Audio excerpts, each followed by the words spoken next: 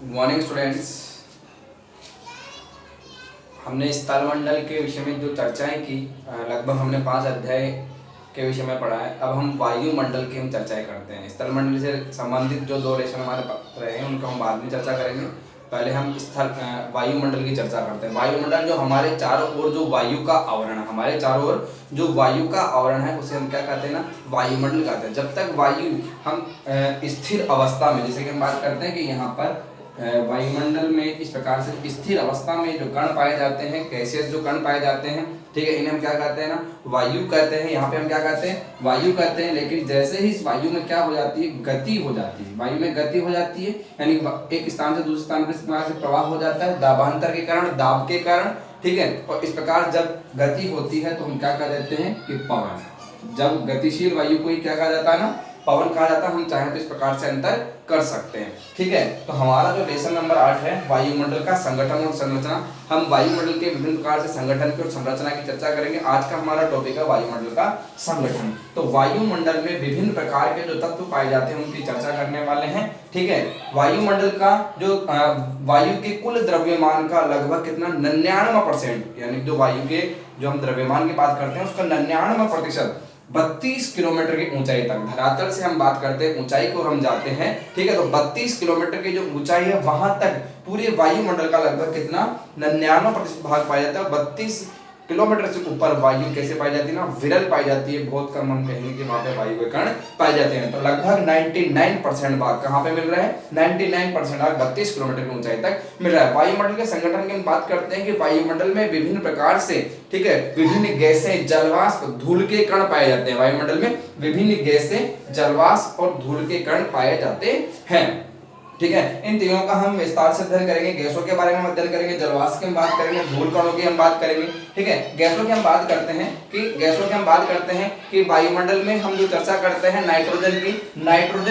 Nitrogen, oxygen, argon, carbon dioxide, neon, helium, krypton, xenon and hydrogen. ये हमने बात की है वायुमंडल में गैसों के साधन की, कि वायुमंडल में गैसें, जलवाष्प, धूल के कण इत्यादि पाए जाते हैं। और जो गैसों की हम चर्चा कर रहे हैं, गैसों में सर्वाधिक मात्रा में जो वायुमंडल में गैस पाई जाती है वो कौन सी है, नाइट्रोजन।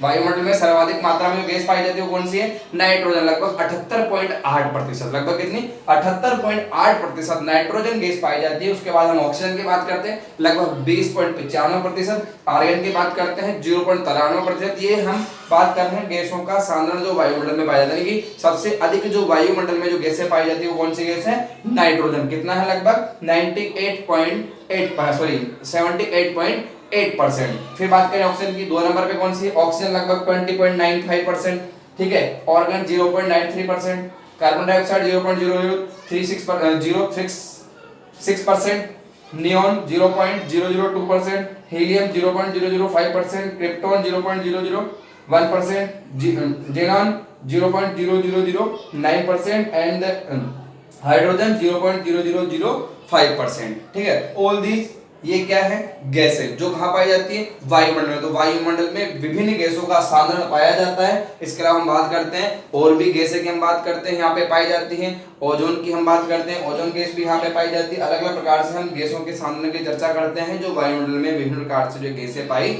जाती है। हमने जो स्थायी जो गैसें हैं उनकी बात कर ली, और गैसों का सांद्रण घटता बढ़ता जाता है। ओजोन गैस की बात कर रहे हैं, आज ओजोन गैस का क्या हो रहा है, ह्रास होता जा रहा है। क्लोरोफ्लोरोकार्बन गैस बढ़ती जा रही है, या हम बात करें कार्बन डाइऑक्साइड गैस की मात्रा बढ़ती जा रही है। कहीं ना कहीं क्या होता जा रहा है, गैसों के सांद्रण में बदलाव होता जा रहा है। उसका प्रमुख कारण क्या रहा है, प्रदूषण रहा है। ग्रीन हाउस इफेक्ट की हम बात करते हैं, जो ग्रीन हाउस प्रभाव, उस कारण से भूमंडलीय उष्णता की हम बात करें। अलग अलग प्रकार से वायुमंडल के सांद्रण में क्या हो रहा है, परिवर्तन हो रहा है। मानव के द्वारा जो प्रदूषण से संबंधित कार्य किए जा रहे हैं, जिससे गैसों में बदलाव आ रहा है, ठीक है। और प्रमुखतः जो हम बात करते हैं कि ऑक्सीजन गैस जो प्राणवायु गैस, कहेंगे कि हमारे जीवन के लिए सबसे जरूरी क्या है, मनुष्य जीवन के लिए, हमें जीवन जीना है तो सबसे कंपल्सरी चीज है वायु, और उसके बाद है जल। नंबर 1 पे किसको लेंगे हम, वायु, क्योंकि वायु होगी तो ही हम सर्वाइवल करेंगे। और फिर नंबर 2 पे हम बात करते हैं जल की, ठीक है। और वायु में भी जो हमारे श्वास लेने की जो सबसे महत्वपूर्ण गैस है वो ऑक्सीजन गैस है। वायुमंडल धरातल से लगभग 120 किलोमीटर, धरातल से हम ऊंचाई को जाते हैं तो लगभग कितना, 120 किलोमीटर तक ऊंचाई में 120 किलोमीटर तक ऑक्सीजन गैस पाई जाती है। उसके बाद बात करें 90 किलोमीटर की ऊंचाई तक कार्बन डाइऑक्साइड गैस, 90 किलोमीटर की ऊंचाई तक कार्बन डाइऑक्साइड गैस पाई जाती है, उससे ऊपर कार्बन डाइऑक्साइड गैस नहीं पाई जाती। इस प्रकार से हमने वायुमंडल के संगठन में गैसों की चर्चा की। फिर हम जलवाष्प की चर्चा करते हैं कि वायुमंडल में जलवाष्प भी पाई जाती है, ठीक है। जल का जो गैसीय रूप है, जल का जो गैसीय रूप है, जल 3 अवस्थाओं में, ठोस, द्रव और गैस अवस्था में। जो जल द्रव अवस्था में वो जल या पानी हम कह रहे हैं, ठीक है। जो गैस अवस्था में उसे हम बोलते हैं वाटर वेपर, जलवाष्प। और जो लास्ट हम बात करते हैं ठोस अवस्था में, वो क्या होता है ना, बर्फ। अब हम बात करते हैं ऊंचाई के साथ, जैसे जैसे हाइट में हम धरातल से ऊपर की ओर जाएंगे, जलवाष्प की मात्रा क्या होती जाती है, कम होती जाती है। ऊपर की तरफ हम जाएंगे तो जलवाष्प की मात्रा क्या होती जाती है, कम होती जाती है। गर्म उष्ण आर्द्र, गर्म व आर्द्र उष्णकटिबंधीय क्षेत्रों में हवा के आयतन में हवा में जलवाष्प का आयतन कितना होता है, लगभग 4% होता है। और शुष्क प्रदेशों में हवा के आयतन में जलवाष्प कितनी होती है, 1% होती है। यानी कि शुष्क प्रदेशों में जलवाष्प की मात्रा कम होती है। वही हम गर्म और आर्द्र उष्णकटिबंधीय क्षेत्रों की बात करें तो वहां पर जलवाष्प की मात्रा 4% तक पाई जाती है। सूर्य तक अवशोषित, ये जलवाष्प की हम बात करते हैं। सूर्य से आने वाली जो किरणें हैं, सूर्य से आने वाली जो किरणें हैं, ठीक है, जिन्हें क्या करता है, सूर्य तक को क्या करता है, अवशोषित करता है। पृथ्वी से निकलने वाले ताप को ये क्या करता है, संग्रहित करता है, ठीक है। कुल मिलाकर हम बात करते हैं जलवाष्प जो तापमान है उसको कंट्रोल कर रहा है, तापमान क्या कर रहा है, कंट्रोल कर रहा है। इससे क्या हो रहा है, न तो पृथ्वी अधिक ठंडी हो रही है, न पृथ्वी अधिक गर्म हो रही है। यानी पृथ्वी के किसका कार्य कर रहा है, कंबल का कार्य। सूर्य से आने वाली किरणें, अगर पूरी किरणें आ जाएगी, जलवाष्प उनको क्या करता है, अवशोषित कर लेता है, जिससे क्या होता है कि ज्यादा गर्मी यहाँ पे नहीं हो पाती। जब सूर्य, हम कहेंगे जब किरणें धरातल में टकराकर वापस जाती है, पृथ्वी से निकलने वाली तरंगें वापस जाती है, इनको संग्रहित करता है। इससे पृथ्वी को हम कहेंगे कि ज्यादा ठंडा नहीं होने देता है, किरणों को वहां पे रोक लेता है। अलग अलग प्रकार से हम चर्चा करते हैं, बाद में विस्तार से व्याख्या करेंगे। अभी हम बात करते हैं कि जलवाष्प क्या कर रहा है, कंबल की तरह कार्य कर रहा है, ठीक है, जो सूर्य तप को अवशोषित करता है, ठीक है, और पृथ्वी से निकलने वाली जो हम कहेंगे ताप उसको संग्रहित करता है, जिससे न तो पृथ्वी अधिक ठंडी होती है, न गर्म होती है। पृथ्वी के लिए कंबल की भांति कार्य कर रहे हैं जलवाष्प। और फिर हम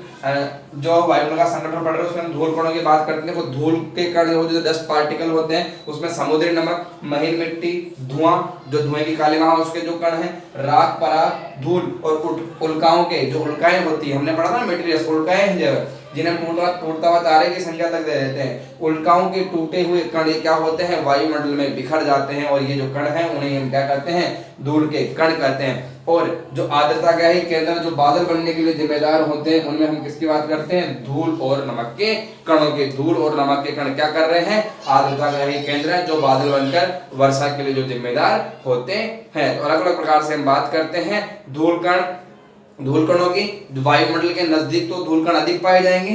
धरातल की हम बात करें, जैसे धरातल है, धरातल के नजदीक तो धूल कण की मात्रा अधिक पाई जाएगी। जैसे जैसे हम ऊंचाई की तरफ जाएंगे तो धूल कणों की मात्रा क्या हो जाती है ना, कम हो जाती है, क्योंकि धूल कण डस्ट पार्टिकल क्या होगा, हल्का सा वेट होगा तो कहां जाएंगे, नीचे की तरफ ज्यादा पाए जाएंगे। तो अलग अलग प्रकार से हम चर्चा कर रहे हैं। वायुमंडल के हमने संगठन की बात की, और वायुमंडल के संगठन में हमने बात की कि गैसें, जलवाष्प, धूल कण, गैसें, जलवाष्प और धूल कण वायुमंडल में मुख्यतः पाए जाते हैं। और ये गैस हमारे लिए जो प्राणवायु गैस है, ऑक्सीजन, ठीक है, उसके बिना हम सर्वाइवल नहीं कर पाएंगे। जलवाष्प, जिससे पृथ्वी न ज्यादा गर्म हो रही है न ज्यादा ठंडी हो रही है, जिससे हम यहाँ पे सर्वाइवल कर पा रहे हैं। और धूल कण जो आर्द्रता ग्राही केंद्रक होते हैं, जिससे क्या हो रहा है, बादल बनते हैं, वर्षा होती है इत्यादि। हम बात करते हैं कि धूल कण, जलवाष्प और गैसें ये वायुमंडल के संगठन को उचित प्रकार से बनाए हुए हैं, और वायुमंडल धरातल पर जीवन के लिए काफी महत्वपूर्ण है।